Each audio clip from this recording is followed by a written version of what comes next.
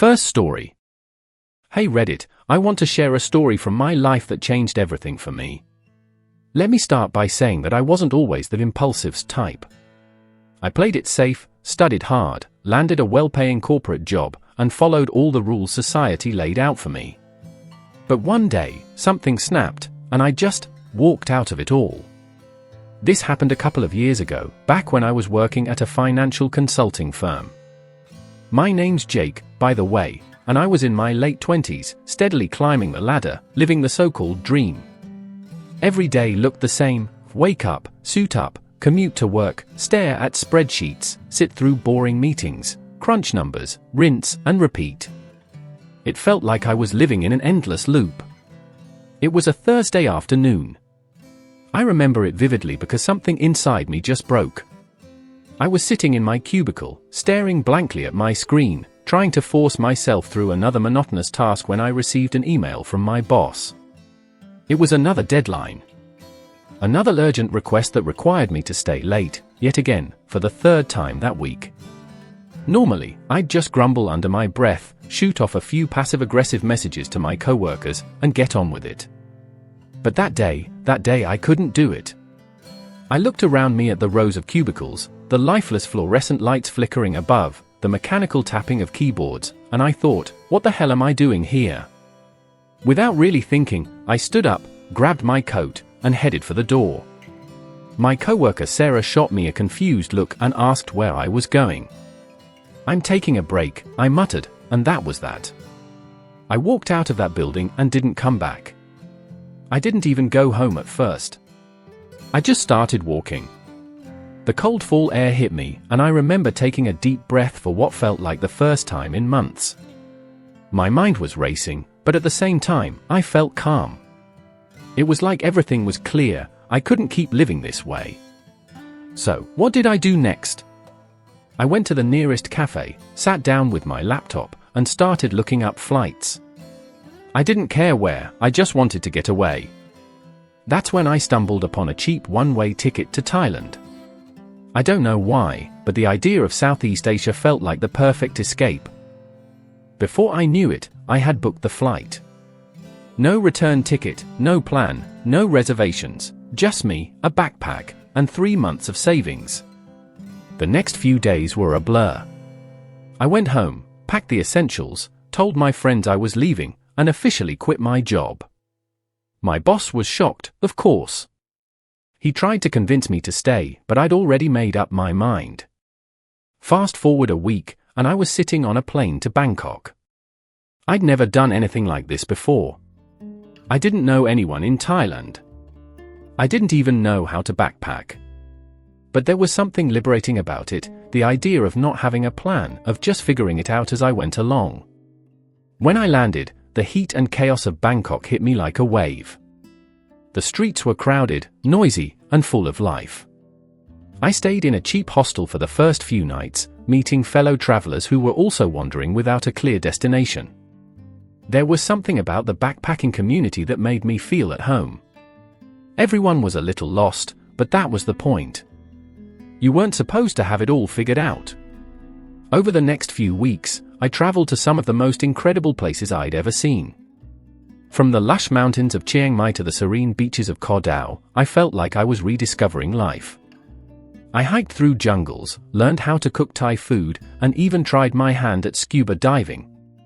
I met people from all over the world, each with their own story, and for the first time in my life, I wasn't thinking about work or deadlines or what I should be doing. But it wasn't all sunshine and adventure. There were times when I felt completely overwhelmed.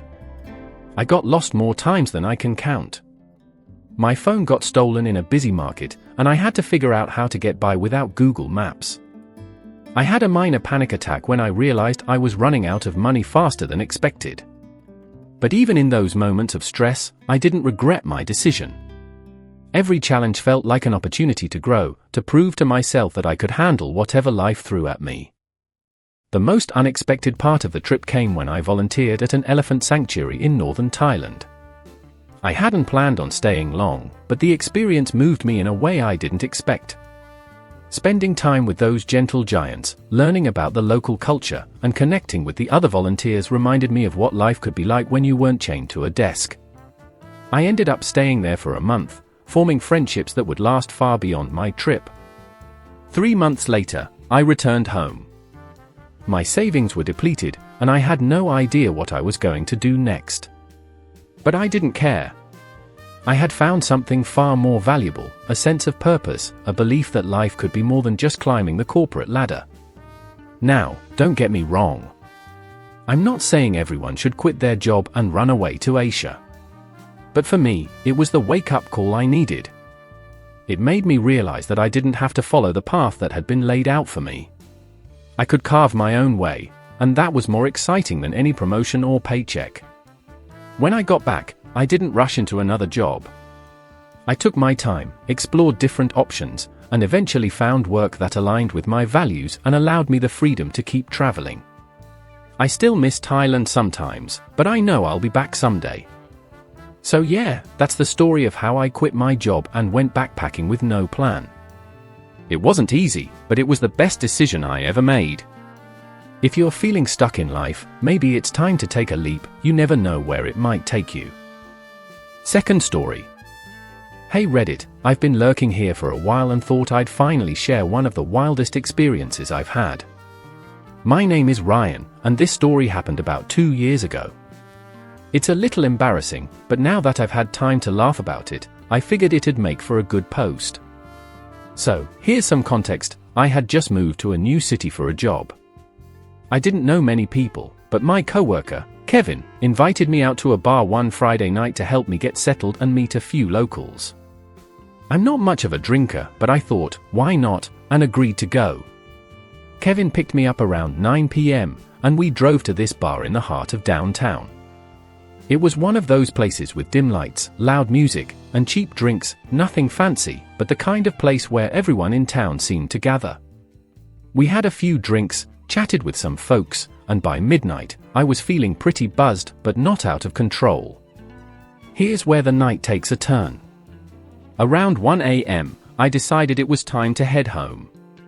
Kevin was still deep in conversation with some girl, and I didn't want to interrupt, so I figured I'd call an Uber. I stepped outside the bar to wait for the ride, and after about 15 minutes of waiting, it was a busy Friday, a car pulled up in front of me.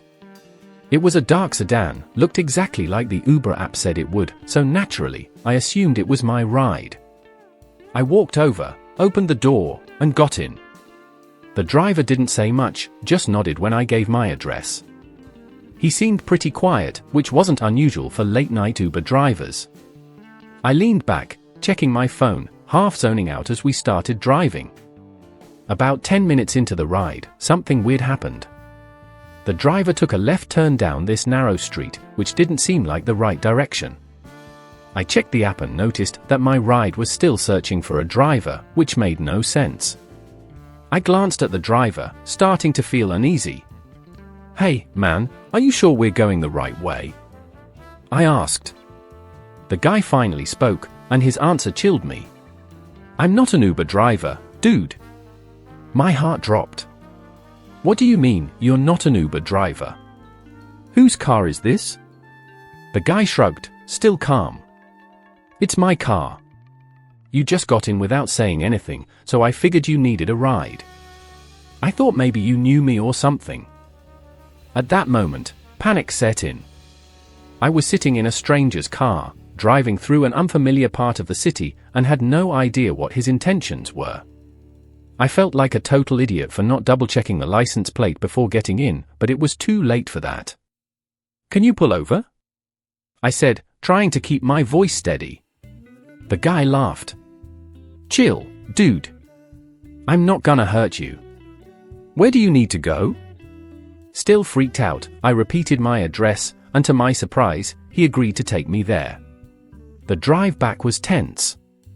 I kept one hand on the door handle, ready to jump out if things got any weirder. Every minute felt like an eternity, but after about 15 minutes of silent driving, we finally pulled up to my apartment building. "Here you go," the guy said casually, like this was the most normal thing in the world. I got out without another word and watched as he drove off, my heart still pounding in my chest. I stumbled into my apartment and immediately texted Kevin about what had just happened. His response? "Dude, that's insane. You're lucky you didn't end up on the news." I thought that was the end of it. But nope, the craziness wasn't over yet. The next morning, I woke up to a loud knock on my door. Still groggy, I opened it to find 2 police officers standing there. "Are you Ryan?" one of them asked. Yeah," I replied, confused as hell. "Do you own a dark sedan?" the other officer asked. I shook my head. "No, why?" "That's interesting," one officer said, exchanging a look with his partner. "Because someone reported their car stolen last night, and it was seen dropping you off at this location." At that point, I realized what must have happened. The guy who gave me a ride probably thought I'd stolen his car, or maybe he reported it stolen after I got in, thinking he could mess with me. Either way, it didn't look good. I quickly explained everything to the officers, how I thought it was my Uber, how the guy said it wasn't, and how I just got out and went home without realizing what had actually happened. The cops weren't exactly buying it at first, but after a long conversation and me showing them my Uber app, they finally understood that it was just a big misunderstanding. Turns out, the guy who gave me the ride was actually the owner of the car, but he'd been drinking that night, too. He'd forgotten where he parked it, and when he found it later with me inside, he probably assumed something shady was going on. I was lucky that he didn't press charges, and the police let me off with a warning about being more careful in the future. So, yeah, that's the story of how I accidentally got into a stranger's car and almost got arrested for stealing it. The moral of the story? Always double-check the license plate before you get into an Uber. And maybe don't assume every random person is willing to give you a ride. Thanks for reading, Reddit. Let me know if you've ever had something like this happen to you, or if I'm just the unluckiest guy around. Third story. Hey Reddit, this is the story of how I almost missed one of the most important events of my life because of a series of misunderstandings at the airport. My name's Daniel, and if you've ever had a travel nightmare, you might just relate to this one. Buckle up, because this story involves panic, running through terminals, and me almost becoming the worst best man in history. This all happened last year, when my best friend, Chris, was getting married in California. I live on the East Coast, so I had to fly across the country for the wedding. No big deal, right? I've flown plenty of times before. I booked my flight a few months in advance, made sure I had plenty of time to get there the day before the ceremony, and felt pretty good about my travel plans. The wedding was on a Saturday, so I booked a flight for Friday morning, thinking I'd land around noon, get settled at the hotel, and be ready for the rehearsal dinner that evening. Simple. Also, I thought. Friday morning, I woke up bright and early, packed my suit, my speech notes, and everything I needed. My flight was at 8 a.m., so I figured I'd leave my apartment around 5:30 a.m. to get to the airport 2 hours before takeoff. I checked in online the night before and had my boarding pass on my phone. Everything was set. Now, I should mention that I'm not exactly a morning person. Waking up at 4:30 a.m. was rough, and in my groggy state, I made a crucial mistake. I forgot to check the traffic report. I live in a city where rush hour starts early, and I didn't account for the fact that everyone else would be on the road at the same time. So, instead of a 30-minute drive to the airport, it took me over an hour. By the time I got to the airport parking lot, it was already 7 a.m. I was starting to sweat, but I thought, I can still make it. I'd got my boarding pass, and I don't have to check a bag. I'll just zip through security. Well, apparently, everyone else in the city decided to fly that morning too. The security line was the longest I've ever seen it. People were lined up almost out the door, and I could feel the minutes ticking by as I inched forward, trying not to lose my cool. By the time I got to the front of the line, it was 7:40 a.m. My flight was scheduled to board at 7:30, so I was cutting it dangerously close. I rushed through security, threw my shoes back on, and sprinted to the gate. Of course, my gate was at the far end of the terminal. You know how airports love to make you run a marathon when you're late. I finally made it to the gate at 7:55 a.m., just as the gate agent was about to close the door. I was out of breath, sweating, and barely able to speak, but I managed to flash my boarding pass and stumble onto the plane. I sank into my seat, relieved that I made it just in time. Except, there was a problem. As I sat there, catching my breath, I realized something was off. I glanced around the plane, and instead of seeing a bunch of people heading to California for a sunny weekend, I saw a lot of business travelers with briefcases. Not that this was a big deal, it just didn't match the vibe I expected. Then I heard the flight attendant say something that made my stomach drop. "Welcome aboard Flight 1072, non-stop service to Chicago." Chicago? I shot up in my seat, frantically checked my boarding pass again, and realized I had made a terrible mistake. In my rush to get to the gate, I didn't pay attention to which flight I was boarding. I had just gotten onto a flight to Chicago instead of my flight to California. My real flight was at the gate right next to this one, and by now, the doors had already closed. Panic set in. I flagged down the flight attendant and explained my mistake. She was surprisingly calm about it and told me I needed to get off the plane immediately before they took off. So, I grabbed my bag and made the walk of shame off the plane, all while the other passengers were staring at me like I was some kind of idiot. Now, I was stuck in the terminal, watching my actual flight take off without me. I couldn't believe it.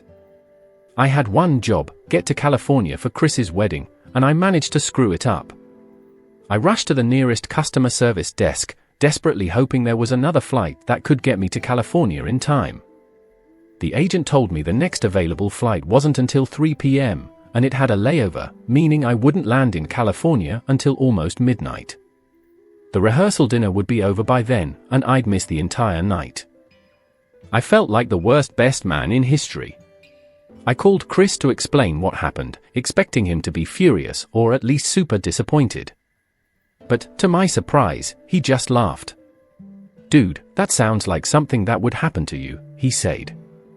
"Just get here when you can. As long as you make it for the wedding, we're good." That made me feel a little better, but I still felt like a complete idiot. I spent the next few hours sitting at the airport, drinking bad coffee, and mentally kicking myself for messing up so badly. When I finally got on the 3 p.m. flight, I double-checked everything, the flight number, the destination, even the seat assignment. There was no way I was making the same mistake twice. After what felt like the longest day of my life, I finally landed in California late that night. Chris's fiancée, Sarah, picked me up from the airport, and we drove straight to the hotel. I apologized profusely for missing the dinner, but Sarah just laughed it off, saying it made for a good story. The next day, I woke up early, suited up, and made it to the wedding without any further drama. Everything went perfectly. Chris and Sarah had a beautiful ceremony. The speeches went off without a hitch. Thankfully, I didn't screw up my best man speech, and we all had an incredible night. Looking back, I'm just glad I didn't miss the wedding itself. But I've learned my lesson: always double-check your flight details, and maybe don't rely on your groggy brain to make smart decisions at 7 a.m. So that's the story of how I almost missed my best friend's wedding because I got on the wrong flight. Has anyone else had a travel disaster like this, or is it just me? Let me know in the comments if you've had a similar close call.